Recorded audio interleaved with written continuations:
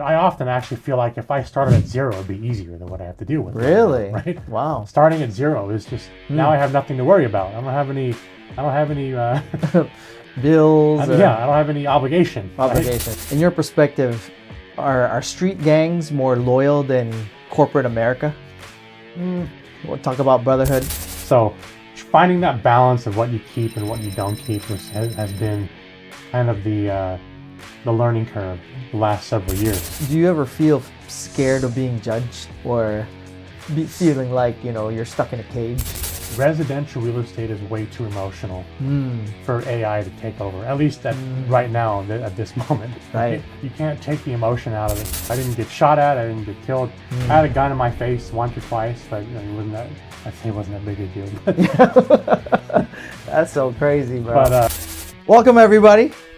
We're here today with my friend Jesse Lee, and I'm really excited for the time he's taken out to speak to us a little bit about success, real estate, and what it takes to win in this game.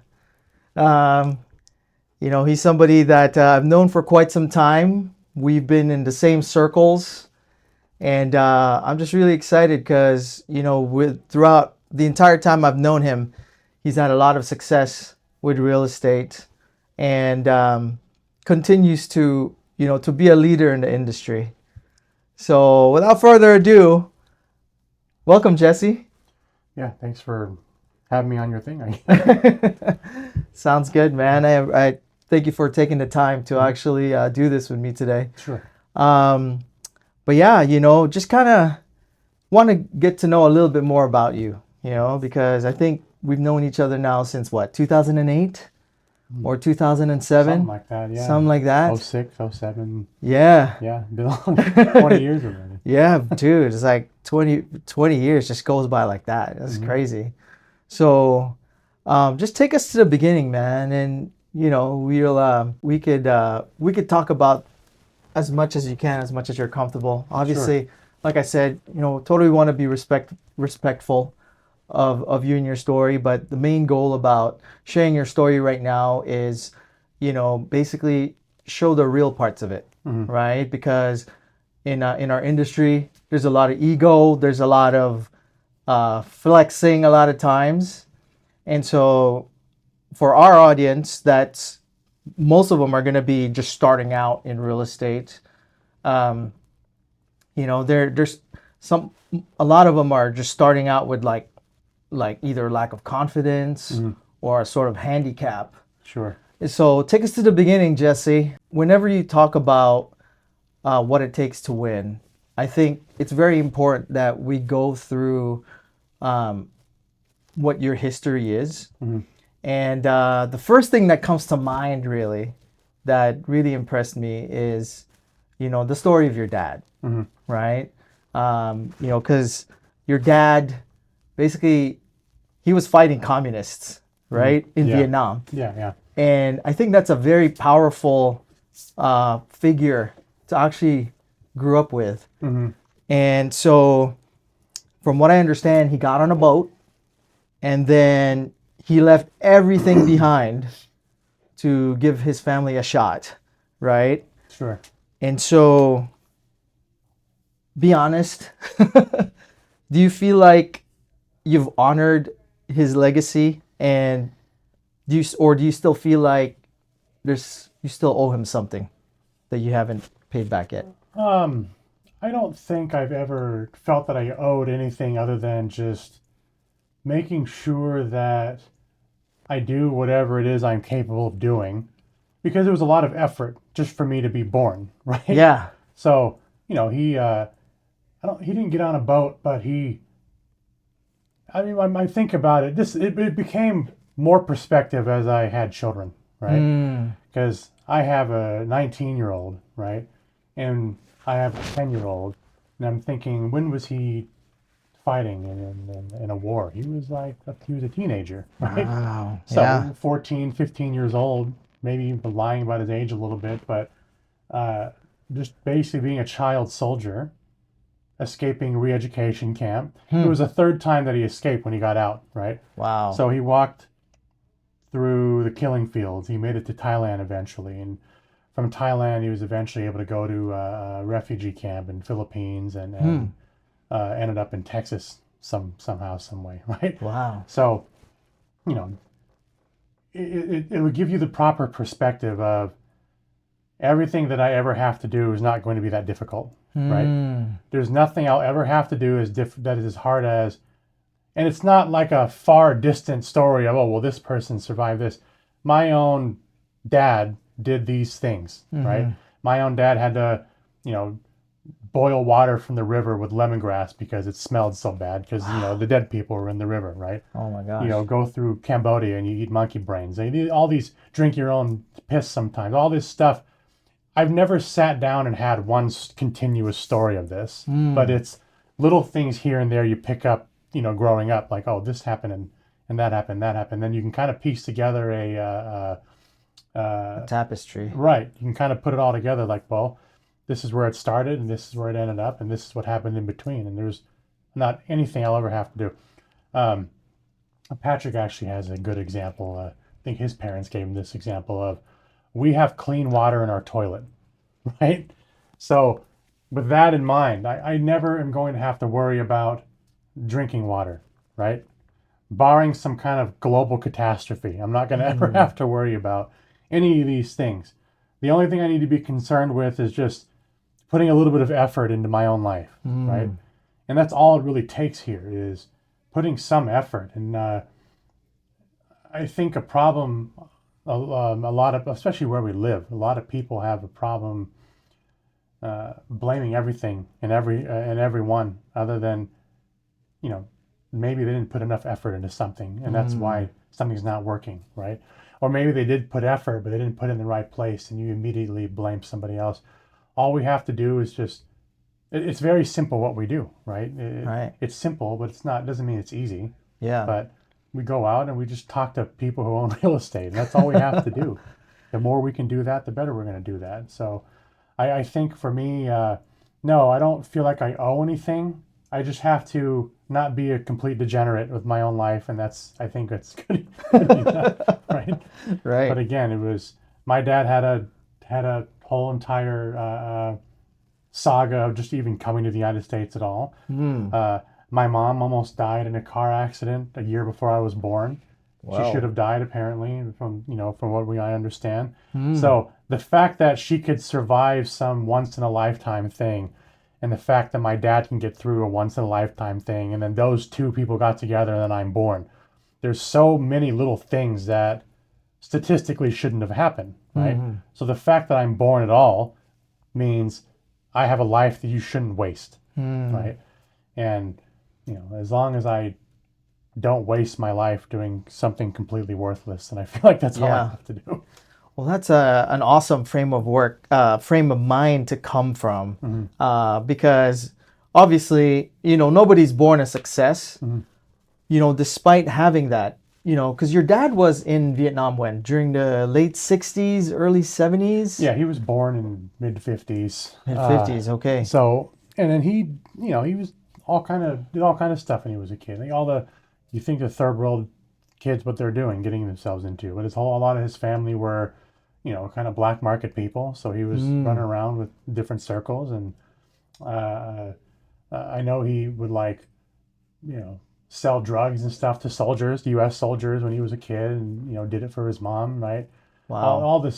All the crazy stuff you can hear about. I know his dad would travel around and gamble, and there was one story where, like, he hit someone with a car, but he got drunk to act like it was an accident. Like, you hear little things like this too, right? Growing up, and it's just, I can't imagine. I don't have to live this way. Right? Yeah. So, I guess getting back to that first question, what I owe is just, he's so far removed from that after getting out that, you know, the one thing I do owe is to not let anything in my life slide backwards to any kind of, you know, lower standard than we should be living here. Yeah. No, that's really great, man. How did he even get thrown into that situation? If you don't mind sharing. Oh, I don't, you know, with my dad? Yeah, your dad. Oh, I mean, I know a lot of my family were, you know, they weren't always above board on things they were doing, right? And it's the middle of a war-torn country. People do whatever it is they need to do, right? And it's a communist country. It's different. Like, I don't think people have that perspective in the Western world either, where, I'm someone where there's things I did, growing up where a lot of people will be like, oh, well, I had to do this to get by. I did a lot of things that were probably gray and questionable, but I didn't have to do anything. I did what I wanted to do because I wanted to, right? I could have gone and worked at, a grocery store or something, but I chose to do other things. Yeah. And there's never, I had to do this to, to put food on the table. No, there's always a choice. And again, coming back to, we live in a place where we have choices, right? No, and how did he get in that situation? It's just because he grew up in a country, during a war. And then, Was he ever in a POW camp? Yeah, so he He went. was. God, I remember there's one story. He said him and his brother both had to go to the military. There was multiple wars going on at the time, right? Yeah. At one A point, lot of little proxy wars. yeah. At one happening. time, my dad had to fight for the Vietnamese against Cambodians. I don't really know the details on that. On another part, he's fighting with U.S. soldiers against Viet Cong. Right? Wow. And at some point, he gets captured, puts in a re-education camp, but he escaped. He kept escaping. He escaped 3 total times. Holy And I remember moly. he told me, when you get caught, the way they know that you were in there is because you've got leeches and you had to go through this particular water place, and him and his friend had leeches, so they knew you guys were from the camp, right? Holy crap. And then they make you The admit. scars, right? Yeah, the well, the scars in leeches their are body. there, and he says they make you admit that you left. So they separated them, and they put his fingers in some bamboo thing, and he says they twist it until you admit you were there. Holy And crap. one of the last time he got out, he held out just long enough that they let him go. Right? Wow. And his friend admitted, and they kept his friend. So, and then he also said after he got out, then there's times where he got other people and he got them out and walked through Cambodia and get them to Thailand, and he went back and got a few more people. So I don't know how many people he did that with, but he walked back and forth a few times. Yeah. And the last time he was in Thailand, he was dressed like a Viet Cong because he kept the AK. He didn't keep an M16. And they in Thailand, they thought he was a Viet Cong who just walked over there. And That's so fascinating, man. Yeah. just by chance, there was some U.S. guy who knew him from something else, and that's the only reason they didn't keep beating the hell out of him at in the Thai place, right? So he got lucky enough that somebody knew him, and he ended up in a refugee camp somewhere in Philippines, I think, is where he ended up. Wow. Yeah. So they took him out from Vietnam and then went straight to the Philippines. Yeah, he went to Cambodia, and then Thailand, then he ended up in Philippines, and then somebody here in Texas sponsored him. I don't know what that process was like. I know it was something that was going on back then. People would sponsor refugees and stuff from Vietnam. So Right. he wasn't a boat person where they just got in the boat and just sailed in the ocean and hope they land somewhere. That's a whole other group of people that same thing. Like, we don't have to do anything like that. This is you can survive that. You can survive anything. Yeah. Well, lucky him, man. I mean, just what are the chances of like really getting sponsored? From still a third world country. Me coming from the Philippines, I knew it was definitely a rough during the 70s, Right. and even up until the early 80s where things really went south. Yeah. So so take us through, man. If you and I were like good friends in high school, like how what would I say about Jesse Lee? I don't know. I think it would depend on who you asked. If you were friends with me, then Yeah. I was someone who was what words do I want to use on this? I think even at that time, there was always something I was working on. There's some hustle we're doing, right? I wasn't out stealing stuff, but what I would do is I knew of people who were stealing everything, and they were, they'd steal car stereos, and they'd show up at school with a trunk full of laptops or computers. And I didn't know there was a word for this at the time, but I was a fence, basically, right? A fence. Everyone brought their shit that they stole that weekend, and I sold all of it. And I gave them like a flat amount, and I buy it in bulk, right? Oh, okay. So that's what I was doing in high school. There was that, and there was I was like always then like late 90s, early 90s, early 2000s. I early graduated 2000s. in '03. Oh shit. Okay. So no, I was doing that. I was doing you remember the Nokia phones with the faceplates, right? Right. I found this Chinese supplier online. Actually, this started before high school. Mm. Right when there was one year, nobody had a phone in school, and then the next school year, everybody had one. Right. Right. It was between 7th and 8th grade for me when Mm. cell phones were like nobody had it, and then suddenly every single kid's got one. Right. And it was that Nokia 5190, 5190, 6100. Yep, Right. and I found this. Upgrading I it. found this Chinese supplier where you can buy all these housings and faceplates and lights in your antenna, right? Right. I don't know how old the people are going to be watching the video. They have no idea what the hell I'm talking about. It's all good. Even the LED lights on the phone, you can change to a different color, right? This was like way ahead of the time, right? Mm. So I don't even know where I got a credit card, but I had a credit card and I bought all this stuff from this Chinese place and I was selling them at school, right? And Patrick was actually my first employee. Oh. Where I'd order this in bulk and he'd go sell it to all his friends and they'd have all the new, because they didn't have the phone kiosks yet, right? Okay. You I was know, about to ask. I mean, did you guys have a spot at the mall or something? They didn't have it yet. This didn't was all have it new. yet. That's the Oh, only reason this worked, dang. right? So this is like, belly to belly from one person to the next. Right, and I'm buying like the whole, because you could change your faceplate, but no one could change the entire housing and the battery, right? Right. So I had these batteries, lights in it. I had the center housing where I'd take the phone apart, put it back in the new one, right? And we made like a couple $1,000s as children doing this in the school year, right? And then the next summer, the phone kiosk opened and put me out of business, basically. So it's always something like that, right? Wow. I'm doing that, or I was the first one with like a CD burner, right? And again, the people watching don't even know what a CD is, but Right. I had one, and I'd copy and I'd download music and I'd make CDs and I'd sell them at school, right? Back then, you could rent computer games, right? Yes. I'd copy the computer game when I rented it and then bring it back and I'd sell the Wasn't game. there a spot like in Kent somewhere, like up the hill or something? There's one in Federal Way where I lived, right? So all these little things that I was doing, stuff like that, and eventually turned into I'm buying stuff in bulk and I'm selling it to other people. A lot of car stereo stuff. That was really big back then. Nice. I don't even know if anyone does that stuff anymore, car stereo stuff. But What do you think that did for you and your creativity and your resourcefulness? Because, like you said, you didn't. I mean, and I may be missing an important detail, but it sounded like you didn't really need to do this, but you wanted to, and there was something within you that eventually, when you deal with some of this stuff, and you go.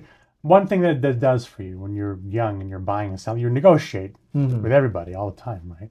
And I'm buying stuff from guys just kind of all over the place, on the street, on the school, or wherever. They got a trunk full of knockoff cologne, right? I remember I bought a bunch of that at the time, right? right. So you kind of And they're still doing that right now. Yeah, you meet all kinds of people, and eventually the kind of people you're around is they're doing things that are kind of maybe not Outside above the box. board, right? Outside the box, sure. Yeah.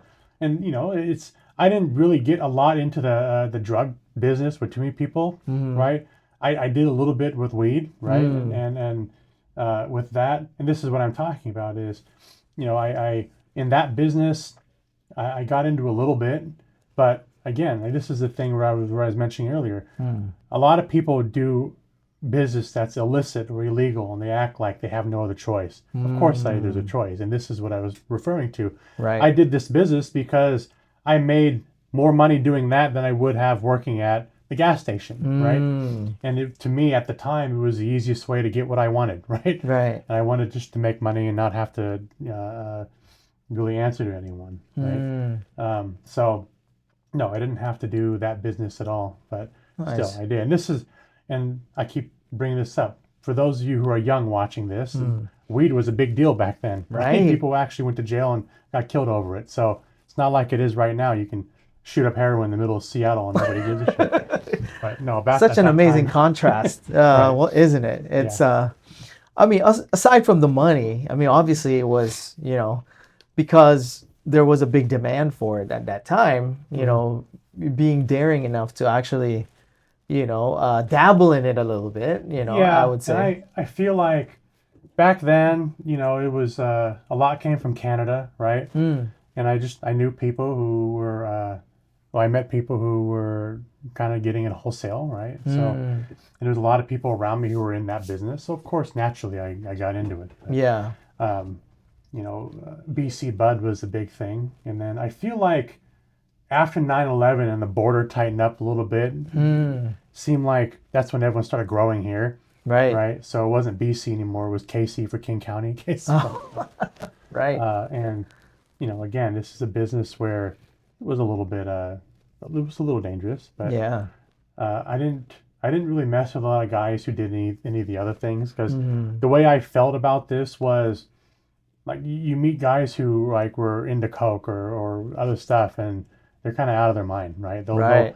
You meet a guy with $20,000 worth of coke and he's guarding it with like a machine gun, where Right. a guy will give you 100 pounds, be like, here, I'll give you this now and just come pay me next week. That's Yeah. like the different kind of thought process of these guys. So Yeah. I didn't want to deal with the people who might kill you for looking at them the wrong way. So I never really got into those kind Exactly. of things. So that the guys with weed are a lot more laid back. Yeah. A lot of old hippies and stuff. Right. I mean, they got the Skagit magic now too, because it's Yeah. because and I just recently discovered this is Skagit County is really known for agriculture, and so I had a client once that he had a growery or something up in the Skagit Valley, Yeah, because yeah. just how rich the land is, Right. So so was it a fascination about like excitement or danger, or I was think I it could. looking back from you when you were a kid? Yeah, Obviously, I think I can look right? back at it now, and yeah, there is some of that. It's just something exciting that you're doing. There's a risk, and I think an entrepreneur has to be comfortable with the risk and even enjoy it a little bit, right? Where I'm doing, and there's, I can talk all day about what I used to do as a kid, but Yeah. there's things you do where it's a risk, and your risk tolerance when you're 18 is different than it is when you're 40, right? That's facts. But you also don't think anything's going to ever happen to you. I'll skip a lot of story and get down to like it got to a point where I dealt with a lot of Asians, right? And the way I looked at it is I'm a lot bigger than they are. And Right. I'm a lot more intimidating to them. It's kind of how I thought. Whether it was true or not, I don't know. Right. But I'm like, okay, it's a lot easier to rob this guy and not pay him than it is to actually pay him and go sell everything, right? So, you figure that out when you're a teenager. You're like, oh, well, I'm just going to rob this guy, and there's nothing he can do about it. What's he going to do? Call the police? I don't give a shit. I'm not gonna do Right. that. That was the thought process. Right? Exactly. And Yeah. so I did that several times where I was, I just, take 20 pounds from somebody or 5 or 10 or whatever. And no one ever did anything. So it was bad for me to have no consequence, because then you get bolder and bolder and bolder, right? Yeah. Yeah. Well, it's and- it's a comfort level, Right. right? It's a comfort level, and there's a story that you told at Power Players Yeah. that really kind of gave me a sense of what it was that you were dealing with, because at some point there was an event that kind of like made you realize, like, oh my gosh, you genuinely thought that this is gonna be it, and you were like, right there and then you decided, screw this, I'm out, Yeah. and just like cold turkey. Yeah. I remember it actually. It's one of these people talk about, you have defining moments, right? Yes. I don't know about everybody else, but I have several of these moments that were, I guess, forks in the road, right? Yes. And things that can maybe even change the trajectory that you're on. And I've never been arrested. I didn't lose, freedom. I didn't get killed over this. And there was one moment when I was a young parent, right? I had a baby. I had my girlfriend at the time. Now we're together. And she was completely blissfully ignorant of everything that I was doing, which is kind of hilarious thinking about it now. But Shout out, Carissa. there was a moment, I remember it. You remember my white Lexus I used to have, Oh, yes, I remember that one. Yeah. I'm kind of straddling two different lives at the time, right? One foot in trying to do real estate, half-assed. One foot doing this other thing because you make money easier. Yes. And there were these guys I had never met before, and I already knew I want to meet these guys. I want to do a few deals with them because I'm going to rob them when I get the chance. That was my thought. And I went to meet them, and I pressed her head down in the car. I didn't want them to see her. And it's the middle of the afternoon. So what people who don't do this, they don't realize you don't do this shit in like a back alley at 3 in the morning. You do this in a crowded mall parking lot at like 1 in the afternoon. Right? So I'm going to meet these guys, and I pushed her head down, and she thought I was embarrassed of my girlfriend. I didn't want my friends to meet her. Right. My real thought was, I don't want these people knowing anything about me because I'm going to rob them. And I don't want them coming after me later, kidnapping my baby. Right. And I thought that because that had happened to someone I knew at that time recently, where they broke into their house and tied up all his kids looking for cash. Right. So, What? and I'm thinking, in that moment, I'm like, why am I doing this if this is a real possibility? Right. Why would I ever put myself in a position where I could lose, my family, my life, any of this? Yeah. And at that moment, it was, I got to stop doing all this, right? I had a baby. I have a growing family. I can't do this shit anymore. Yeah. And I ended up just meeting the guy, and I never did anything. But that was it. I was done right then and there. I said, I'm not going to do anything that's where the possibility could be they come and break into my house to come after me. Exactly. I'm not going to do anything where that's possible. That's a possible scenario, right? Right. And so up I until the stopped. early 2000s, I was hearing stories about that in the news, yeah. just, people just coming into people's houses Yeah, and like, right. they turn up dead, Right. Now, fortunately, no one, I never got, I didn't get shot at. I didn't get killed. I had a gun in my face once or twice, but it wasn't that, I think it wasn't that big a deal. But That's so crazy, bro. But yeah, I don't think I got deep enough where that was like a problem. Right? that's good. So, yeah. and I got out, and that was it. And interesting enough, that was right around the time where the real estate started crashing. So I'm going to do this full time. That's all I'm going to do. And what happened? We didn't have any. We had a rough real estate patch. I think, Right. for For a few years, Right. bro. From So- like 08 to 2012. Yeah, I mean, but I had committed at that moment, and there was no back and forth. It was, I'm done. I'm not doing this.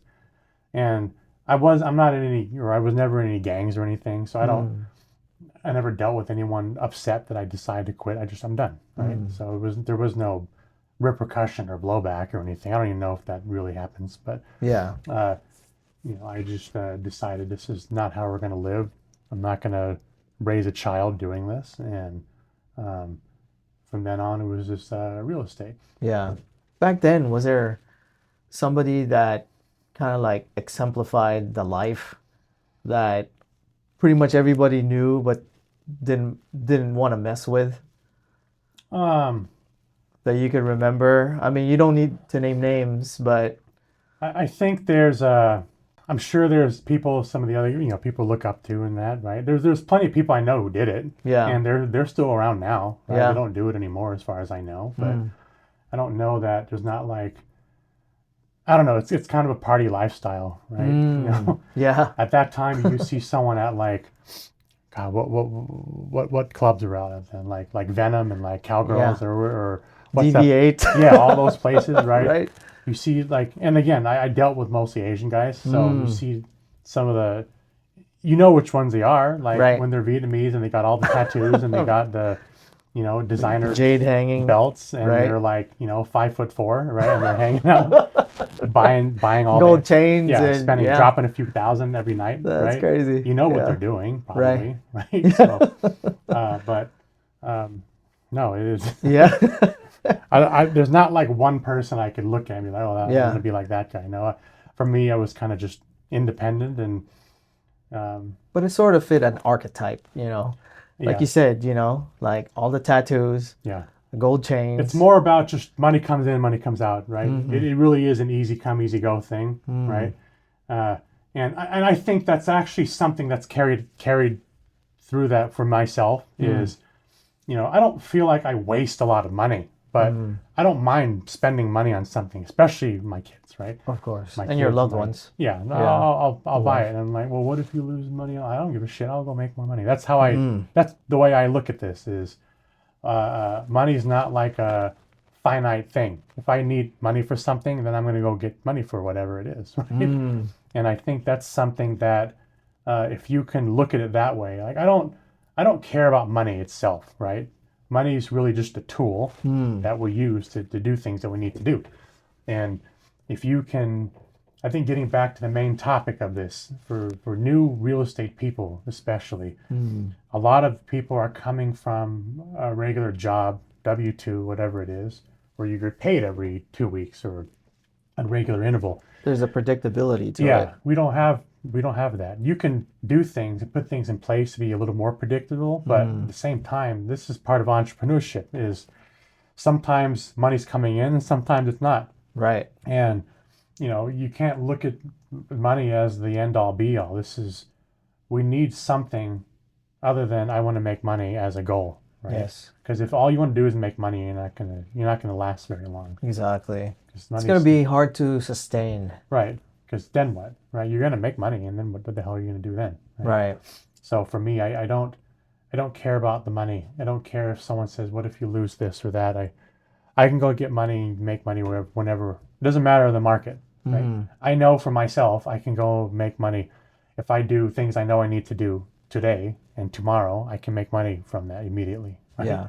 So it's a matter of just being able to. You have to really separate yourself from any kind of a job or corporate kind of mindset you've got, right? Where you are completely dependent on yourself for income. Now, that's not to say that I'm by myself, right? This business is, there's a lot of people around us that we all rely on each other sometimes, but at the end of the day, you are a business owner. No one's going to save you from anything. You have to be doing things and putting in your own effort, or it's not going to work. Right. So that's something really important that I think the new people need to hear. What I'm hearing from that is, being an entrepreneur requires a lot of leadership.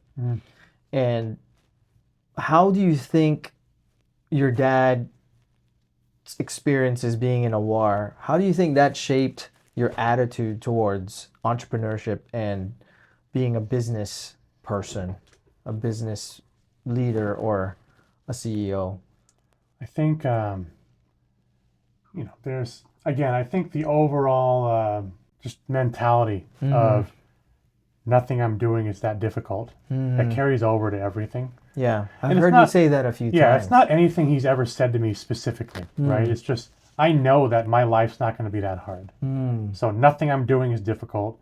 In real estate, if I want to make money in real estate, I just talk to people who own real estate as often as I can. I call them, I knock on their door, I talk to them in a restaurant where they're talking about real estate and I eavesdrop, right? All this is all we have to do. Yeah. Right? The absolute, and I think doing my other business before, the worst thing that could have happened before is somebody shoots me right in front of my kids or something, right? Or I go to prison and for 10 years or something. Yeah. That's the worst thing. The worst thing in real estate, and this was actually another one of these moments where it kind of defines what you're going to be doing going forward after that. I had a listing one time several years ago, and we can talk about the crash and how my only income was in real estate and how it was very difficult at the time, right? Yes. Barely getting by. But as I'm coming back a little bit and I'm listing some houses, I had several fall out for all kinds of reasons. And listings fall out when you have a buyer all the time. It happens, right? But I had several in a row. And it got to a point where I'm like, what am I doing wrong on these where this keeps happening? Right? What was that? What was that like? What was happening at that time? Like this was that made you say that? Like, okay, why does this keep happening? 4 in a row or 5 in a row where a buyer fell out. Oh, right? Okay. And I'm a listing agent, and I have to explain myself and why this keeps happening, right? And what happens is, I don't want to step on toes of another agent. I don't want to say the wrong thing. And what if I do this? What if I do that? And I instantly, someone had told me who I worked with at the time, who who helped me kind of get back on track in real estate in the beginning, right? He's like, you need to negotiate with these people like you have a gun to your head. And he was being, it was just a metaphor. But and he didn't know that could have been a real possibility for me, right? So Right. that in my mind, I'm immediately thinking, that's a good scenario, a good analogy, right? And I started treating this business like the other business. Like when you're doing that other thing, if people talk shit to you, you have to kind of Stand up to yourself. Yeah, you gotta push back a little bit, right? And the worst case scenario is if I'm fighting with someone on that other thing, they might shoot at you, or they might stab you, or they might punch you, whatever it is, right? If I do this in real estate, what's the worst thing you're gonna do? Yell at me and hang up the phone? Who gives a shit?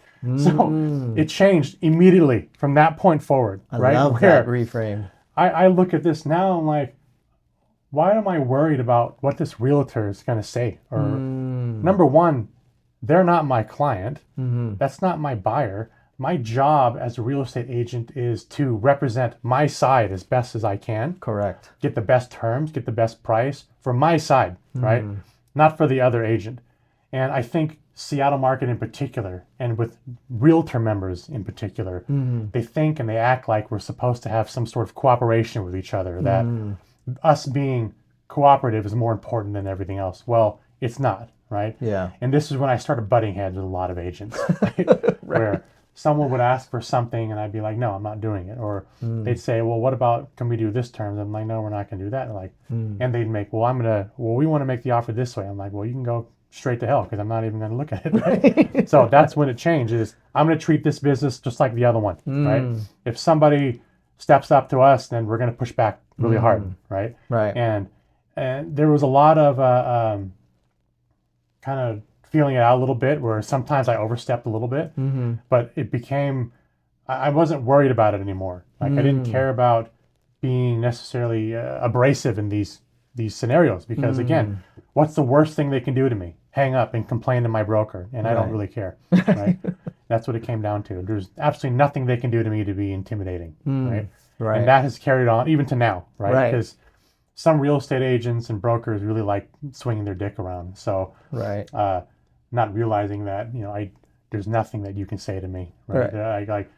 There's no scenario where I'm going to be afraid of you at all, ever. And I've had 3 DOL complaints this year already, right? Right. And it's all stupid stuff, right? Yeah. Like, they got a letter from me, for example. I want to buy the house. I blanket the neighborhood. I want to buy the house. Yeah. Isn't that crazy? She's pissed off that I'm mailing to her neighborhood, so she files a DOL complaint. Stuff like that. Yeah. Right? And I'm not, and there's a time to be civil, and then there's a time where it's not going to matter, right? So I'm not worried about being civil just for the sake of it. If someone's being an asshole, I'll make it clear. Right. I'll be an asshole too.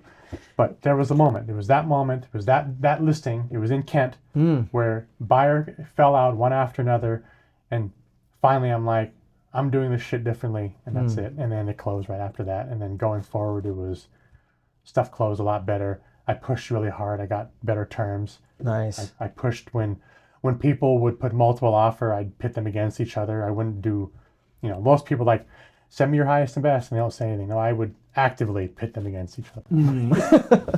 So was it a situation where, the buyer's agent was sort of like hanging something over your head, like, we're only going to do this type thing, and maybe red herring it a little bit? Yeah. And I can't think of any specific example, but it was just, I just stopped playing nice in those scenarios, and I started grilling lenders, and I started in mortgage originally, right? For a couple of years, but not even a couple, maybe right out of high school, maybe a year or two mortgage, right? So I understood how mortgage is supposed to go. I know what they're supposed to be looking at, so I started grilling lenders. Yeah. What's your DTI? What's their credit score? What kind of job do they have? Are they W-2? Are they self-employed? Do you have all the tax returns? Is there unreimbursed work expense? All this stuff, right? And I had a whole list that I was asking, and I had to. There was a little trial and error on that, because I figured out you can ask for things in a way that you're going to get the answer, or you can ask things in a way where they're going to feel like you're interrogating them. Yeah. And you got to kind of find that balance. So but I found that balance, but it was just standing firm doesn't necessarily mean you have to be an asshole either. Right? Yeah. I think that's true. That's what kind of I figured out after that one discussion. It was like, negotiate if like there's a gun to your head, right? And that's some reason that turn a light switch on. Yeah. Well, I mean, if it's a matter of life and death, especially, Yeah. you know, Right. does it ever feel like, business is war sometimes? I know I get the analogy, I Uh-huh. do, but again, like I have someone in my life who's been in war, right? Yeah. So it's hard for me to equate anything I'm doing as serious as that, right? Like Yeah. now I take our business seriously, but I don't take any one particular transaction like it's that important, right? Now, yes, they're important, and That's yes, interesting. Yeah. people's people's houses. I don't do much retail business anymore, but even when I did, I understand that this is people's lives. This is their home. They're buying or selling a home, and Right. yes, it's important, but it's not so important as life and death generally. Right. But sometimes there's a case where they are, but for the most part, no, nothing's that serious, right? Yeah. Well, especially for agents, we tend to get into our own heads a lot of times. Oh yeah, Why did this happen? yeah. Or. Residential real estate. This is what I talk with this about a lot of people who think, well, AI is going to take over real estate agents. Residential real estate is way too emotional for AI to take over, at least at right now, at this moment, Right. Because you can't take the emotion out of it. These tech workers don't get it because they're not emotional people, right? But most people buying very and selling, structured, yeah, right? buying and selling their houses, it is all emotion. So you have to be able to navigate that and help row that boat to wherever it needs to go. I love that. Yeah. AI cannot do that. You can AI how to read a contract, and you can AI numbers, and you can even it's even getting closer. You can even AI a value or get close to it. I don't think Zillow's can do it, but Yeah. in general, I think And they have tons of data, Zillow. right. Right. Eventually, it might get to a point where you can really kind of AI bottom and top price somewhere in the middle. I'm sure, but Right. you cannot AI the emotion out of it right now. Exactly.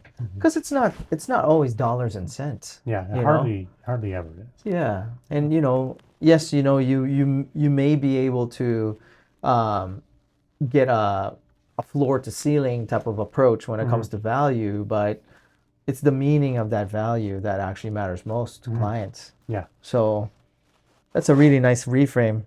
PBD, Patrick Bet David, he always asks this, and I want to ask it to you too. Was there a moment where you said, okay, I'm a really good real estate agent right now, but I want to start owning property and really scale this to a whole nother level? Was it like a series of events, or was there like a defining moment, as you said? When it comes to this, I can't pinpoint one moment that changed my mind. I think, especially in the last 10 years, I think my business has changed dramatically. I mean, even the last 5 years has changed dramatically, right? But I think in the last 10 years in particular, things have changed where, okay, I'm listing, selling houses. I think I can do that fairly well, right? Then I'm in flipping houses, right? And there's times where I do it well, and there's times where I do it poorly, even now, right? But Was that the evolution of that process, yeah, where you were listing homes right, and then you started flipping? Yeah, and I Okay. started being able to figure out, how do I find good deals on real estate, right? I mean, if you can find good deals on property, you're always going to have income in this business, right? Right. No matter what, if you can find good deals, people will pay you for that, right? Or you pay yourself for that. But I started figuring out, how do you find deals? How do I negotiate better with people? How do I justify prices on these properties where I can make money on it too, right? And how do I frame that in a way that makes sense to whoever owns it? And you kind of learn that doing it. And I was flipping, I think, a good amount. And at the time, I'm like, you always hear in real estate, you need to own real estate. This is what we need to do long term. But when you're even 30 years old, you still feel like you have a lot of time, right? Yeah.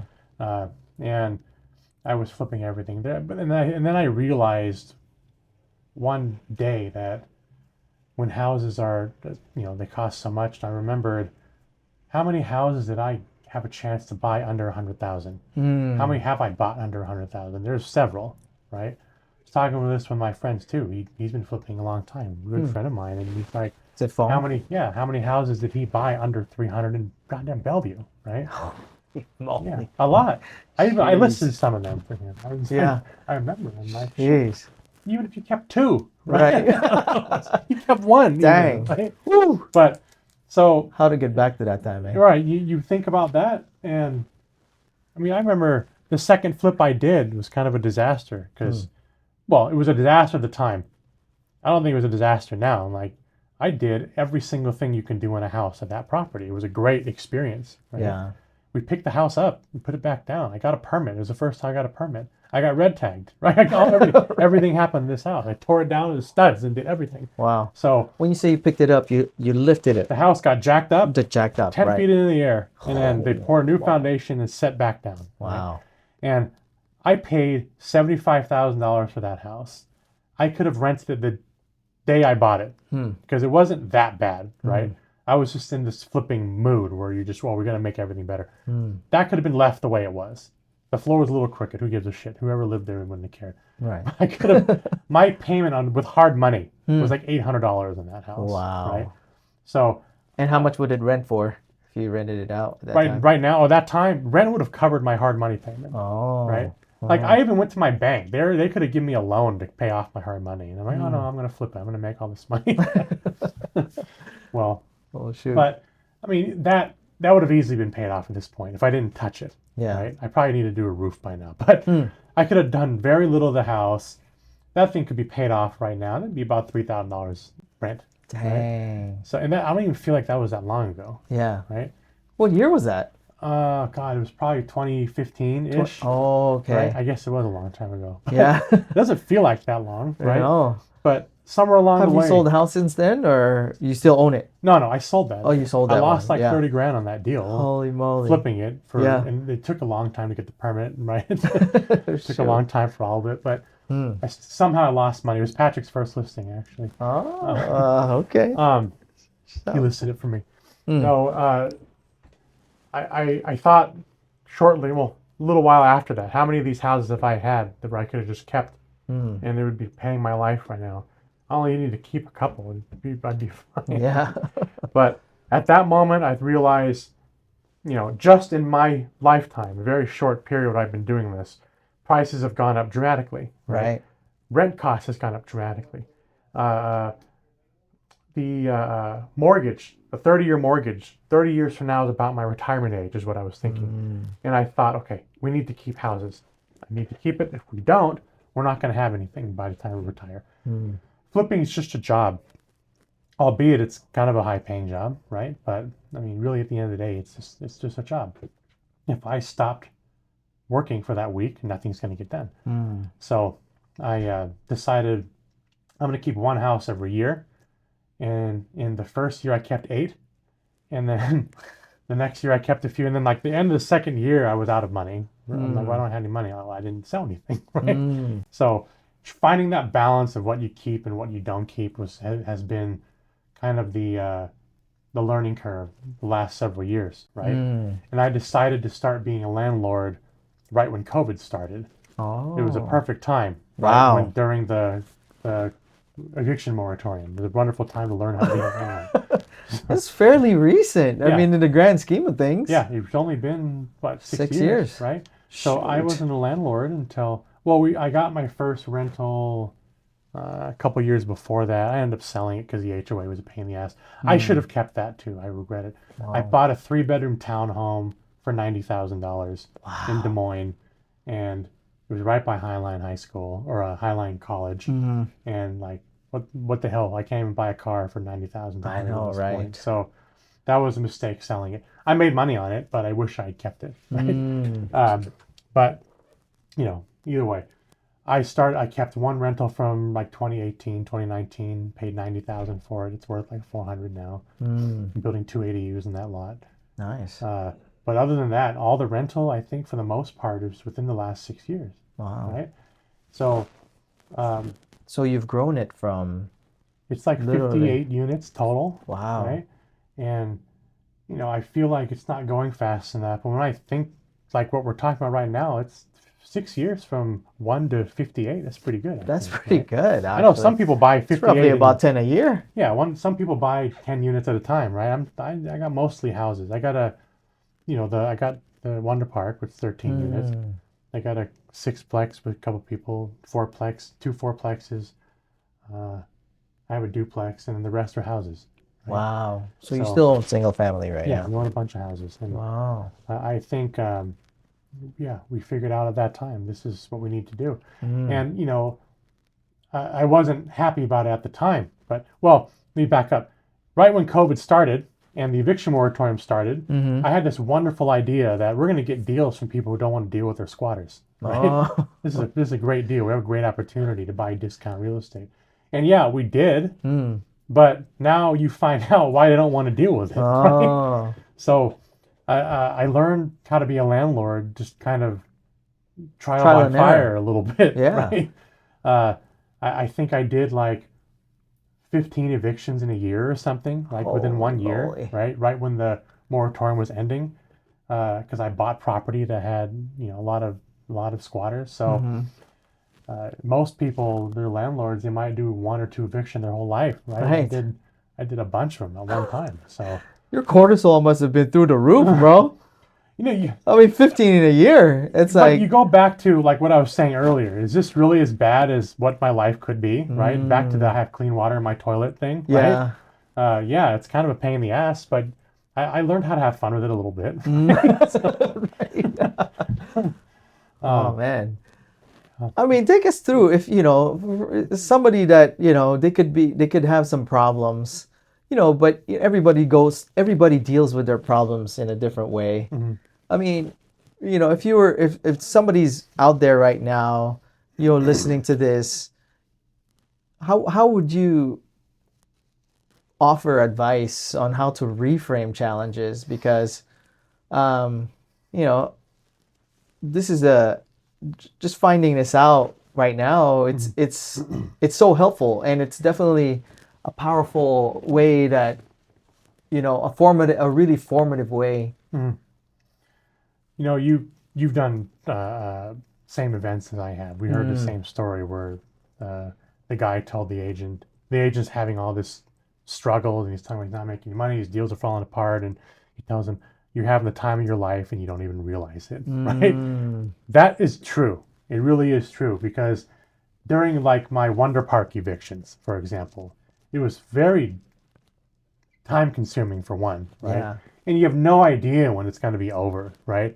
But I did figure out how to have fun with it a little bit. I look back at it now, it's like the best stories that I have in landlording is that property, right? Yeah. And yeah, Some of them documented, most are not. right. And it was very trying. It was very difficult. And you're like, I don't know how the hell long this is going to take, or if I can even afford to keep this going, and whatever it is. But I think the perspective I have going through the actual real estate crash, right? So I had two things in that moment. Is I stopped making money that was not from real estate, so I cut off the other thing completely. Yeah.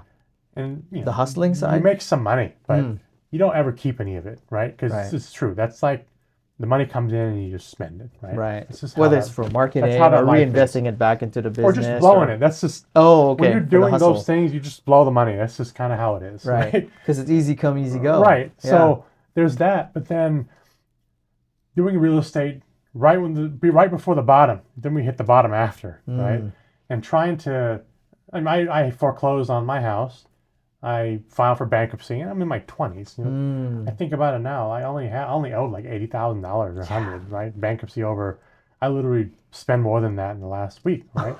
So, I filed for bankruptcy. So you hit a point where you're rock bottom. My car gets repoed on my birthday at 3 a.m. I remember Holy that. moly. The white one, the Lexus. Oh, that Right? one. Yeah. So all these things happen. So at a young age, I've already experienced the things that people are generally afraid that can happen, right? So at this point, I already know the worst things that can happen have already happened, right? I'm not worried about it at this point. I can take risks. Now, I'm not risking everything like I'm gambling. Yeah, but of course not. I'm taking risks that are calculated, that are going to pay off. And I'm doing things, and I'm not worried about money or losing anything. I already know. I live in a place, and I know how to do things that, I mean, even right this moment, I can stop and I can live a normal average life with just the income that comes in, right? From just a few properties, that cash flow that I have, I can live a very normal life. Yeah. My kids will eat, my power will be on, my water will be running, right? I can have that already. Coasting. So, but I don't want normal life. I want to be able to do the things I want to do, right? So we continue to do work, but I'm at a point where even before that was on autopilot, I'm not worried about losing it all, because sometimes I often actually feel like if I started at zero, it'd be easier than what I have to deal with. Really? Right? Now, right? Wow. Starting at zero is just, now I have nothing to worry about. I don't have any bills. I don't have any obligation. Obligation. Right? All I gotta do is just feed my kids, and I'll be fine. And that's, to me, it's a very easy thing to do, right? And it should be easy to anybody listening to this or watching it. We're in a place, and we're especially in a market here right now, where being able to provide for yourself is very easy, if that's all you want, right? So what I would tell people, you need to look at things in that way. You can't be afraid to, you can't decide you're not going to do something because you're afraid, what if it doesn't go well, right? The only reason I think I can do anything at all in real estate is because I did so many things that didn't go well, right? I actually highlight the failures of this more often than I highlight the wins, because people hardly ever do that, for one, but those are more important. Getting through the failures that's how you learn how to do this. Yeah. You do things, they don't go the way you want, and then finally you have a couple of deals that are just they seem so easy. You're like, oh, why the hell was that so easy? Well, because all these other ones were so goddamn difficult, right? So when you start figuring this shit out, then it's not hard. Like I have a flip projects that we've done in like a month, and we made $100,000 on it, right? Wow. Because you can knock it out when you picked up a house 10 feet off the ground and set it back down. Changing some flooring in a kitchen is not very hard. Right. Right?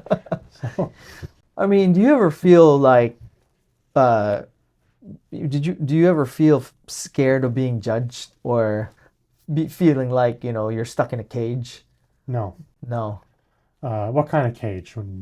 Elaborate a little on that. Well, maybe a mental cage, or, because the way you speak about challenges, you're coming from a place of where you're actually learning something from it. I mean, that might sound cliche, but there's something there that allows you to just go through a whole bunch of them. Yeah. I think, I guess we can put this back on the first question you're asking me. Am I living in a way that I think is worthy of the sacrifice for me to be alive, right? I'm doing things that are difficult on purpose, right? I don't even care about making the money off of it. I want to do as many things as I can that are difficult, just to see if I can do it. Right. Like, wow. I think that's something that's lost too, more and more the last couple of decades, is I feel like the general public, and I don't think my circle is this way at all. I'm surrounded by people who want to do things just for the challenge of it, right? But I think it feels to me like the general population wants things to be very easy, and if it's not exactly the way they want, then they have a meltdown over it, right? Yeah. I want things to be hard on purpose, because I want to be able to do these things that are hard. It doesn't matter if it's, owning 58 units and half of them don't have any tenant or any income. That's difficult too, right? Yeah. Or maybe you have 5 or 6 or 7 flip projects and you only got money for 1 or 2, right? Well, where the hell am I going to fund the rest of it? Like, this is all stuff we deal with all the time, right? But I want to do it anyway. How do I take this building I just bought with 13 people living in an RV on the property in a state that doesn't let me evict people, right? That's something we got to deal with. Yeah. And none of this is anything where this guy's going to put a gun to my head if I don't bring this money back by next week. And that's not going to happen in this business, right? Yeah. So where do you think things changed, or when do you think the tide turned? Because, we're in Seattle, and Seattle is, historically has always been a hardened town, it's a city of that was established by a lot of loggers and people that worked on ships. You know, where do you think things turned of why? You know, we can do a whole thing on kind of getting political on this too, I think. But I Yeah. think at the end of the day, I think human beings need a challenge. And I think our lives in general in the Western world have been easy by comparison for a very long time. And people are far removed from actual struggle, like several generations at this point, right? Right. Like I know I don't look Vietnamese at all, right? Yeah. But I talk to Vietnamese people who were born here and now their parents were even born here, right? That's 3 or 4 generations removed from the people who had to hop on the boat or jump in the ocean while getting shot at, right? Right. They're so far removed from it where, you know, is it first generation? I'm not first generation. You're second I'm generation. second generation. So my direct line above me is they came here the difficult way, right? So, and again, I don't grow up just being told the story over it. It's just I can see the way someone lives, right? And the things that they do and the way they look at things is that's someone who experienced something difficult. Where my kids look at me, I'm not experiencing anything difficult. They're not experiencing anything difficult, right? So that hardship is definitely lost, I think, between my dad to my kids, right? So they don't, of course, they play with grandpa, right? Yeah. But they're not gonna, I don't think they can, and they're still young. They can't really even conceptualize that at this point. So they're gonna, and now my kids aren't gonna grow up, being babies. But so I think there's just something where true struggle and true hardship is no longer part of life, right? We're in, we don't really have scarcity of food. We don't have again, clean water in the toilet, right? Yes. I'm going to use that analogy a lot. We're not experiencing famine here. We're not experiencing a thing. People create their own problems when they don't have any real problems to deal with, Right. right? And it's another reason why I want to do difficult things, right? I don't think I'd create problems for myself like a lot of people do, but I think if I'm doing things that are actually difficult, then I'm not going to have an opportunity to create problems for myself. Right? Well, and there's also, just like debt, there's good debt and there's bad debt. Yeah.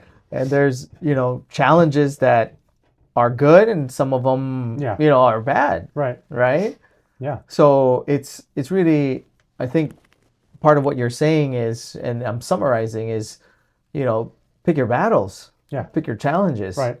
Right. When someone has nothing they're dealing with or nothing working towards and nothing they're trying to overcome, yeah, then they're going to create issues, right, that aren't really there. And I think that's part of the problem with people right now in general is things are not challenging enough where they're finding things to be challenged with that aren't really a challenge, right? Right.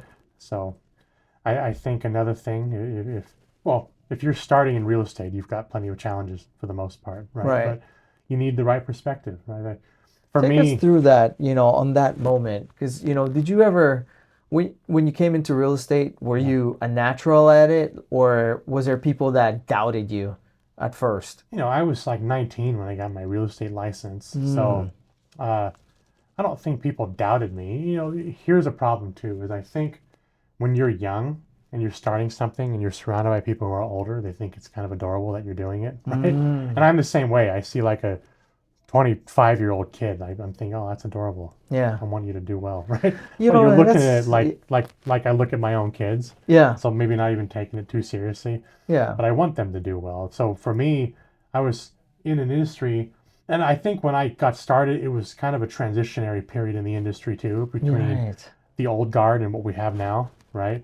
The internet didn't exist in the capacity it does today. There's no social media. There's a lot of gatekeeping at that time. Oh yeah, Early on. gatekeeping. Yeah. People, taking pictures with their dogs in their car, type Right. stuff. So, and you were there. You know exactly what I'm talking about. Right. There's the problem we have now. There's too much information, not enough available. Back then, there's just you don't really know. There's not a lot of information, not a lot of places who are willing to tell you things. Right. But at that time, it was gatekeeping. But I had people around me who thought it was great that I was a 19-year-old kid doing this, And one problem with that, it's just like if a kid grows up really smart and they're in school and the teachers and all the grown-ups tell them how smart they are, they don't work very hard, right? So I think a little bit of that happened when I was first starting, that everyone thought I was great. I was so young and I have all this time. So I'm like, oh yeah, I'm doing really good because all these guys think it's great. Did you feel like they didn't take you seriously enough? No, I don't think I felt that much. But I think I found decent people early on. I found some shitty people, but I remember when I first got my license, I went to John O. Scott office in Federal Way. Oh. And I'm like, yeah, I want to get started. I don't have a lot of money. What do I got to do? And she's like, well, we're one of the more expensive ones, so maybe you should go somewhere else. Wow. And I'm like, fine, fuck you. And you went to Windermere for a minute. Eventually, yeah. Eventually. Yeah. Dang. Yeah. Okay.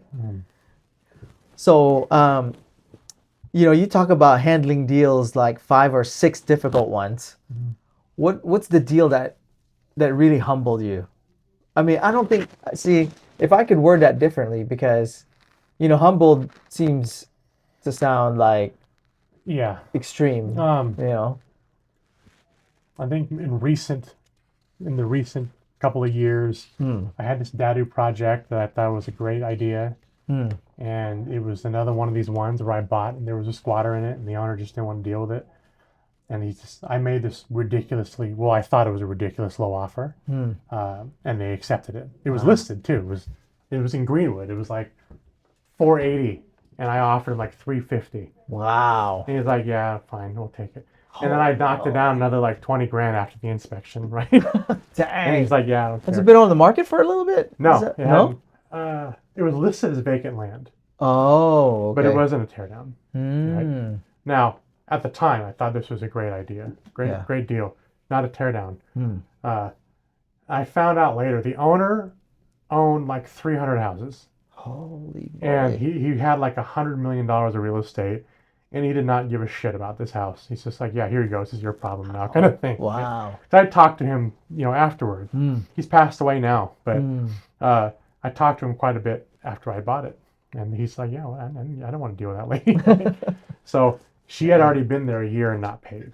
And I had not gone through a lot of the evictions yet. But basically, it took me 2 years to get her out because of the moratorium.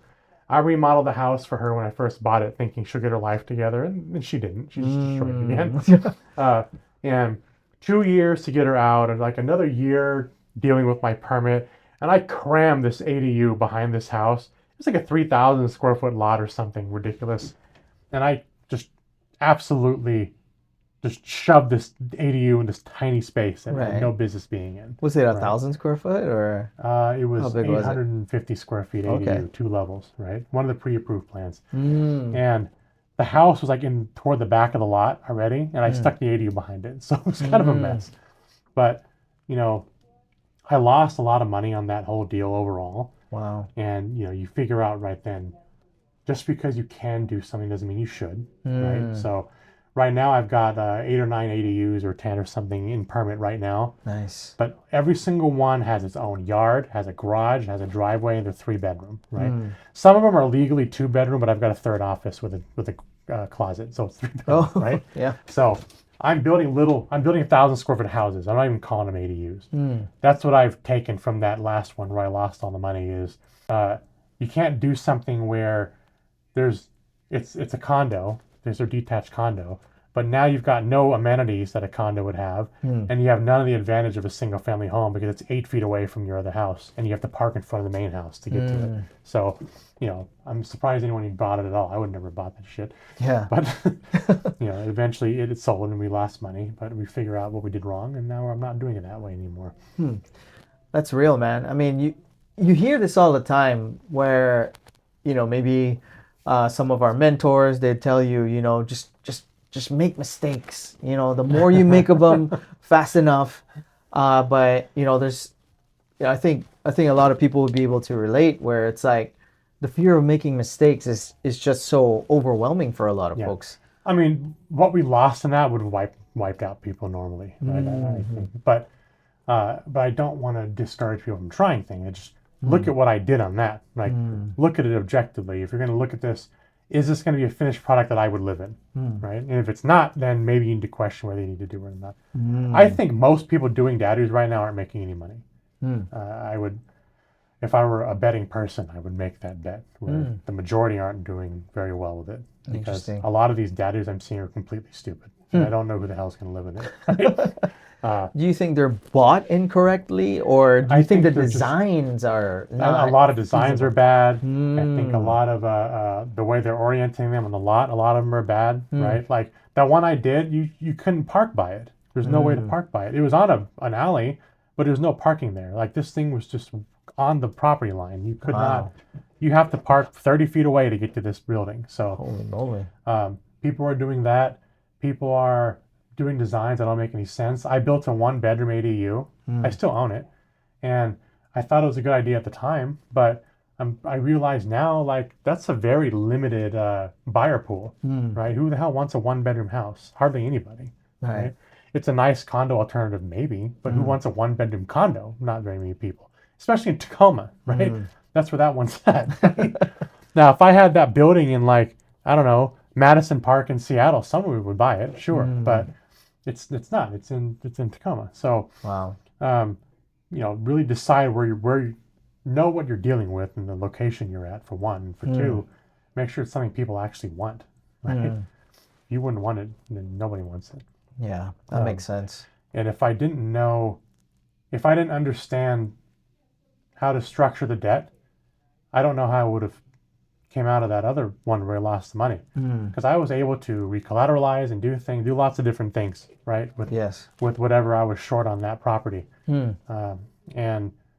put it. And I have a lot of houses I could have leveraged for it, so it worked out. I ended up selling another house, a year or two later, and it made up for what we lost over there to pay off that. Right? Dang. That's how long I carried it, but luckily there was rent there for a while, and then I was able to sell it and finally get out from under it. But that's how I got out of that project. Nice. When did you learn how to restructure debt? Like how when did that come into play? Well, when I went to Power Players with Greg. Well, back up, before I went to Power Players, Greg Pinneo did this deal structure talk in Portland, right? Oh. And Brian told me, you should go here and talk to this guy, Brian Blessing. Because I'd seen Brian structure things in a little bits and pieces, right? And he's like, oh, well, I bought this, and he did seller financing, and he put in 3 loans, and I put on 3 different products. I didn't really get it all at first. Just like, how would you do that? Why would somebody do that, right? Yeah. But then he's like, go see this guy talk. And then after that, he kind of opened our eyes a little bit. And I went immediately to Power Players, and I did it 3 times in a row. Nice. Just to make sure I understood what I was hearing. And then you learn the deal structure, you learn about seller finance. But more importantly, I don't even really call it seller financing at this point. This is structured finance for real estate, right? And like I signed this morning on something where I have a seller finance note, and I'm not paying it off. I'm taking $800,000 off of the proceeds of this property that I made nothing on. Wow. I made no profit. In fact, I lost $20,000 doing this. But I have $800,000 at 4.5% for the next 5 years, and I'm just paying off hard money with it after I sell this house. Right? That's amazing. So the same thing on that Greenwood place with the ADU is, I was short some money, and I took the hard money I was short, and I talked to the lender, and they let me recollateralize on a couple different other houses. And eventually I sold one of them and paid off what was left, right? Nice. So I didn't have to come out of pocket with it, and everybody got whatever everybody was owed. So. When did you run into Greg? Was that after COVID or pre-COVID? Yeah, I think it was kind of toward the end of it. Towards the end of it. Okay. When did that all stop? Like 23 maybe? 23, yeah. Around there. So it's fairly recent. Yeah, and just learning about that a little bit completely changed our trajectory too. Right. At this point, I got several $1 million in movable seller debt, and we were talking actually yesterday about taking all these properties we have and consolidating a little bit and restructuring our seller notes across better property and be positioned better on overall on the whole portfolio. Nice. So I might end up with like half as many units, but it's going to be with much cheaper debt. It's going to be much more cash flow, right? Wow. And overall, it'll be easier to manage because I'm not going to have as many. Right. Not as many units or tenants that you have Right. to deal with. So, Right. okay. Well, you know, we're coming down to almost the end of our time today, but wanted to ask you, Jesse, because you're a high performing real estate investor, high performing real estate leader. What would you say are other things that you'd like to achieve? I mean, just throughout our talk today, I mean, you have a few fires that you're dealing with, so to speak, right? I mean, but they're productive. But I mean, where do you see yourself the next 5 years, for example? I think I've been focusing more on bringing new agents or bringing more agents into our brokerage. Patrick and I own that together. And when I started it, it was more of just a convenience thing, right? Or like we kind of just want to do what we want. And we were kind of the misfits of real estate brokerages at that time. But I think at this point, like we've grown quite a bit just in the last year. And we added like, God, I don't know, 50 agents in the last year or something. I think Patrick was talking about 75 at one point. Yeah, in we're the past at 12 about months. 80 right now. Nice. So Congratulations. I think I want to build this to like 300 agents if I can. And I don't consider ourselves the misfits anymore. I feel like we're doing things in a way where I know I have a reputation of just being confrontational and not being a rule follower, right? And there are some things I follow very, very strict on. To the T, yeah. There's things I do very strictly on as far as being compliant, and that's what I want to continue to do and push with our office. But there's things that I just think are stupid, and I don't think real estate agents need to do, right? Like we don't need to join NAR. We don't need to do, we can buy our own houses. I know a lot of brokerages for some reason don't want you investing. And that's like the whole point of being a real estate agent. Exactly. So, a lot of us came into the business to be investors. Exactly. So I want to be a place for real estate people real estate entrepreneurs, not just I want to be an agent, list the house, sell the house, which is fine. I want people doing that, but I don't want that to be the end all be all, right? Nice. So I want to continue to be an example of what we can do in our industry because there's a lot of things. There's that, and then I want to keep growing our management company. There's been a lot of growth on that actually, especially the last 6 months. I think we've added 4 or 5 owners a month the last few months. So wow. That's starting to really pick up. We were our own guinea pigs on this, where we started a management company just to manage our own units. My goal at first was to get this going to a point where I can have it managed for free. I don't have to do anything for my own stuff, where someone else just runs it. But at this point, I think we've finally been getting things dialed in a way where now it's very easy to add new owners on. Like, at the end of the day, property management is bookkeeping. That's really what it is. It's bookkeeping with a little bit of real estate, right? And a little bit of construction knowledge and know-how you need to be able to do the maintenance. But other than that, that's the main thing. Like the rest of it's fairly simple. If you can get the books in order, and we have a full-time bookkeeper with it at this point, nice. Then your management should not be too bad. So I'd like to have 300 brokers in our office, and I'd like to have 300 properties under management, and I think having those two would be pretty good.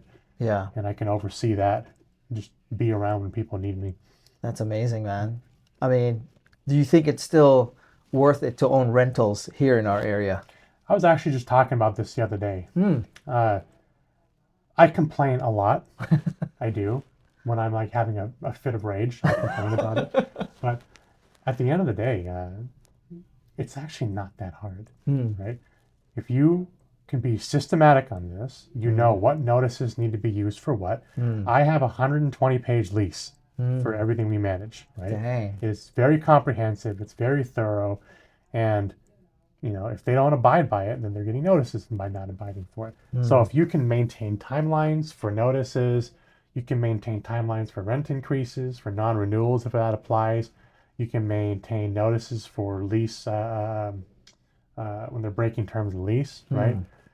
Then you're going to be fine. It's just being able to maintain the notice and it's not any outside of that. It's not any different than managing it anywhere.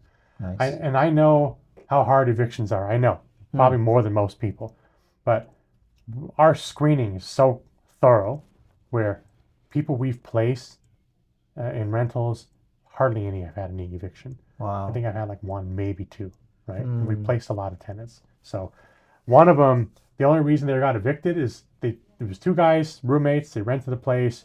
Their company went under. They both work for the same company. Oh. So what can you even do? Right. That's not something we can screen for. But I've had one where it was just a complete deadbeat, where we shouldn't have accepted them. But at this point, it's very, very thorough.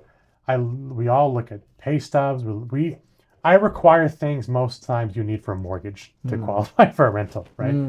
I'm not super strict on a credit score necessarily, as much as we are, what's the history really been like in the last year? Do we have late payments? Do we have rolling late payments? So like more than once in a month. I get a year of bank statements. I get a month of pay stubs. Does the pay stub direct deposit match in the bank statement? Because we get fake pay stubs, right? It's funny because people are smart enough to make fake pay stubs, but they don't know how to do the math on the withholdings and taxes right? And they don't know that amount needs to show up in my fake pay or bank statement too. Right. So I'm asking for enough stuff where it's hard to create all of it if it's fake. And if they created all of it if it's fake, maybe they deserve to get it. Right? It needs to corroborate, in other words. But yeah, I don't even bother asking previous landlords how they were, because a landlord will say anything to get a bad tenant out, right? Yeah. So I'm looking in the bank statement. The first week or so of the month, are they paying the same amount every month to somebody for rent, right? So we look at that. Nice. We call and make sure that their employer actually exists, because that's something to check, right? True. But for the most part, the tenants we've chosen have all been really good. They're all very quiet. We don't have any problems. There's, like any other business, there's probably 3 or 4 out of 100 something where those are the ones all my time goes to, right? And I'm working on, not renewing some of them. So yeah, that's a good perspective. I mean, because when you hear people trying to get into rentals, the biggest complaint that they have is about tenants. Yeah. So so I have some rapid fire questions for you. Okay. Okay. And we're gonna make it fun, but just say the first thing that comes to mind. Just 10 questions. Okay. So Jesse, is the American dream dead? No, No. not at all. I mean, what is it? It's about home ownership, right? Now, here's a problem. I think another generational problem we have is we are inundated with short form content, right? Where we're seeing people who are obscenely wealthy displaying that, right? And people are seeing it at such a young age. They think this is normal life, right? It's not. I think when we were growing up, the American dream was I own my own home, maybe in the suburb, and I got my white picket fence, right? That's very attainable. I don't care what anybody says. There's not any data you can flash in front of my face and tell me that this is too difficult. The easiest thing right now, at least knowing what I know right now, it is very easy to buy a house, right? I buy houses constantly. I hardly even have the money to buy it when I do, and I still do, right? I am not a college graduate. I had a 2.9 GPA in high school, right? I've had a regular job for less than, cumulatively in my entire life, including high school, less than 6 months in my entire life, I've had a job. And I can buy houses all the time. I'm buying one in Mercer Island right now. Nice. We're just selling it, the one in Bellevue, right? I might buy a second one in Mercer Island. We're still negotiating it. So I don't even have the money to do it, but I'm doing it anyway. Right? That's exciting. So we can find ways if I can find ways to do this, people can do it.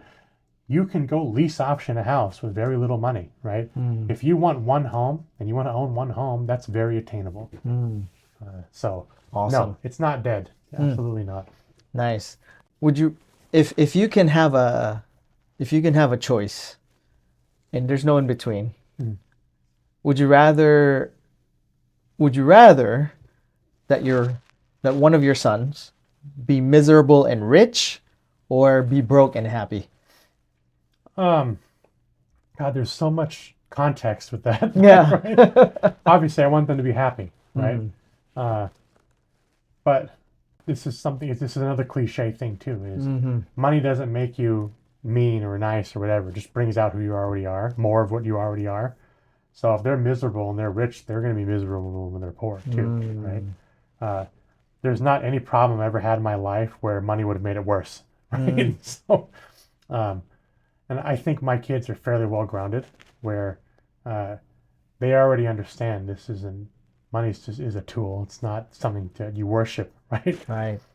We don't want money for the sake of money. We want to just have things and have freedom of choice in our life for things, right? That's what it comes down to. So if they're broke's a problem you can solve, right?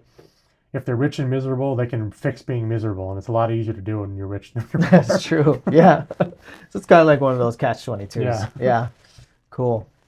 If there was a version of yourself that you could slap in the face, at what age would that be? And who would that be? Oh man, let me see. First thing that comes to mind. There's a lot. Like there's right when I started, right? Like, in real estate. Yeah. When I started, I feel like I was very motivated, and just I didn't have a lot of things I had to do. I didn't have a lot of obligation. Like this is true for anybody. If you knew back then what you know now, like what could you do? Right. So I think that's where I would start. That would change the whole trajectory if I could just start it a little earlier. So you would have started a little bit earlier, because you started at 19. You said. I mean, when I say start, I feel like I've only been doing this properly for the last couple of years, right?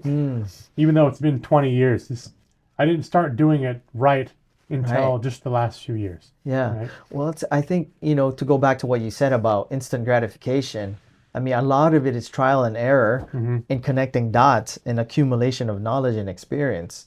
And so, so you're saying in the creative side and restructuring, do you think that's a really important piece of it? Oh yeah, like the lease options like I do. Like when everybody couldn't sell the house, and there was 150 expired listings in one day. Oh my Remember? gosh, yeah. Back when we all called expired. Oh my gosh.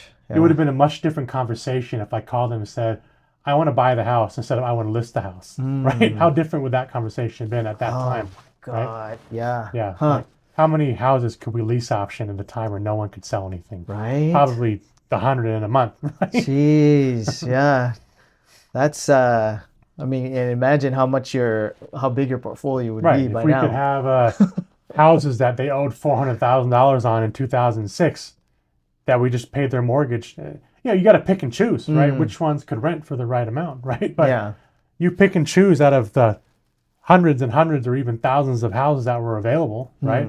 That someone would just be like, "I'll do whatever you say if I can walk away." Like there was a lot of those. Right. I had 2 of those houses. They were mine. I know. Yeah. Right? During the short sale era, right? Yeah. Like, how many of them would just be happy? Okay, you do whatever you want. We'll walk away. Good luck. Right? A lot of so many were like that. Right. We could have picked the best ones. And how many could we have now? At least 10. At least 20. Right. Right. Yeah. In your perspective, are street gangs more loyal than corporate America? We'll talk about brotherhood. You know what? I've never been in the gangs, but I've known a lot of those guys. That I know there's this this kind of myth of gangs, how loyal they are to each other. They're not loyal at all, right? When the minute one of them, the back's against the wall, they're turning on everybody. At least I've seen. I mean, there's a couple exceptions, sure, but I think when it really comes down to it, most of them roll over on each other, right? The guys that I know that got arrested usually got arrested because someone else rolled over on them, right? So I don't think either one of them are very loyal at all. Right. Yeah. Okay. And do you think it's harder to escape poverty or escape mindset of poverty? The mindset part, even if you get out, right? And I know this, right? Because, again, when I decided I'm quitting the other thing, you're basically and I didn't have any money saved. You're eliminating your income, right? And getting rid of a way a poor person thinks, getting that mindset out is really difficult, actually. You don't even know you're doing it, right? And here's another turning point for me, actually. I think I've told this story to people before. I was in a house, and I caught myself. I was washing off aluminum foil, right? And Recycling it? Yeah, no, because I was going to reuse it. Oh, right? okay. And Yeah. at this point in 'Cause you know time, how Filipinos love their Tupperware. yeah, let me get started on the goddamn Tupperware. At that point, I was already making enough. Okay, I was all right. I wasn't broke anymore. And I'm like, why the hell am I washing off the aluminum foil? I do not need to do this. Right? Right. And how much am I even saving on this? 3 cents or something, right? That was a moment that, like, I was turning off all the lights. I kept the heat at 60, like all these stupid things, right? We need to save money on this and this and this. And like, none of this shit matters. I still have a spreadsheet on my computer that I could even show you where I took painstaking detail of every cent that we spent every month, right? And I'm like, I bought at H Mart this vegetable, and I bought it at QFC, and this was the cost between the two. You can see it on my spreadsheet. Holy moly. Like, I'm like, I spent this much for the month, and I got that foil. That's when I stopped doing all of it. That moment, like, I'm not doing this shit anymore. I'm gonna What make. year was that? This was like, I think the last spreadsheet I've got on my computer is like 2012, 2013. Okay. Probably. We'll look at it when we're done. I'll show you. Yeah, yeah. But that moment, I'm like, I'm not doing this. I don't have to do this. I'm gonna make enough money where it doesn't even matter how much fucking aluminum foil I buy every month. You can buy all of it, the whole store, every month, and it won't make a difference. That's when I decided that I'm not gonna count pennies. I'm not gonna worry about, well, we're only gonna spend this much on the restaurants, or I'm only gonna spend this much if we take a trip. If I can't go on a trip with no budget, then I'm not going. That's just what it comes down to, right? So I don't want to do anything on a budget.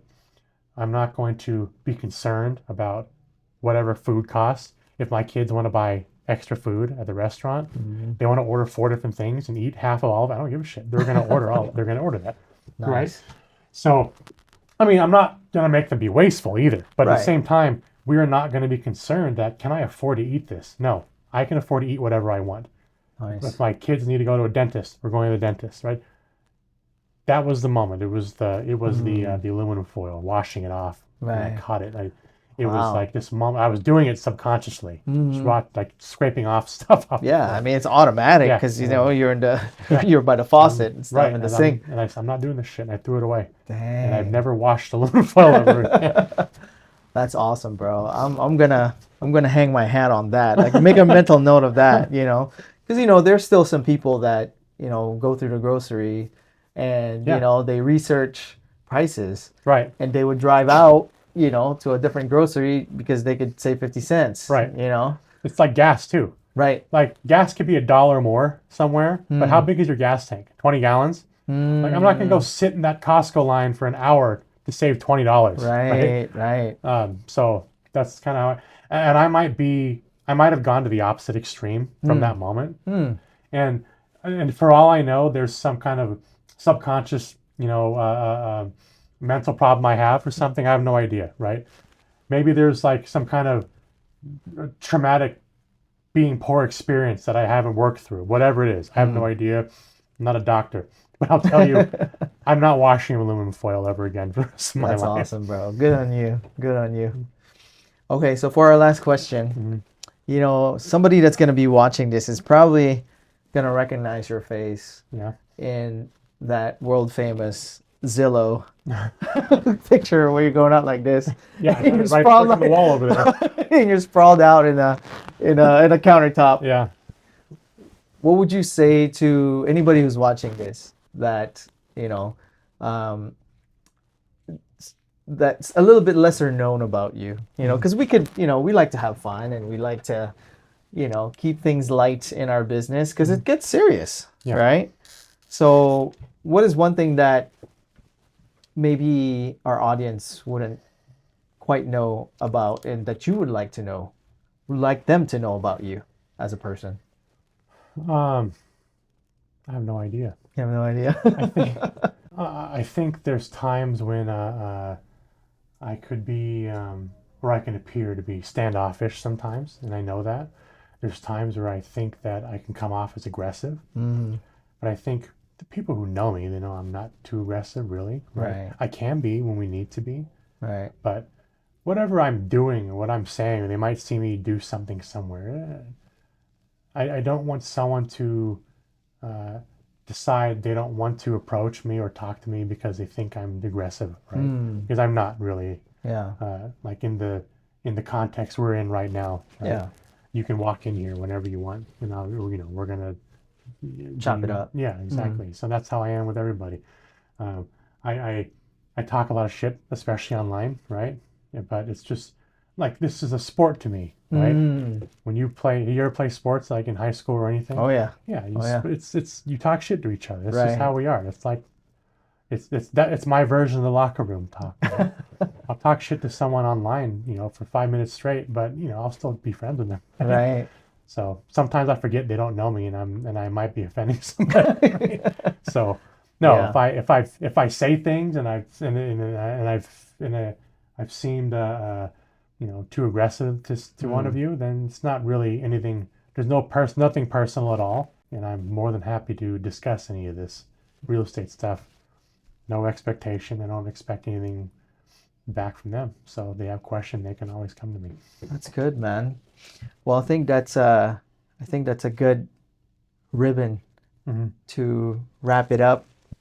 And so if there was if people want to learn more about you, what you do in real estate, and where can they find out more about you and follow you and contact you? I'm on Instagram, but I'm just basically too much of a boomer to know what I'm doing with it. So I check it every now and then. I'm more on like my Facebook page because that's where some of my stuff goes out. Nice. Theinspiredgroup.com is the website for our brokerage. You can reach us there. And I think that's the best way to do it. All right. That's awesome. Well, thank you so much, Jesse, for taking the time out today. Please like, share, and subscribe if you learned something, and we'll be happy to keep the conversation going. Yep. All right. Cool. All right. Thanks, man. Appreciate you. All right.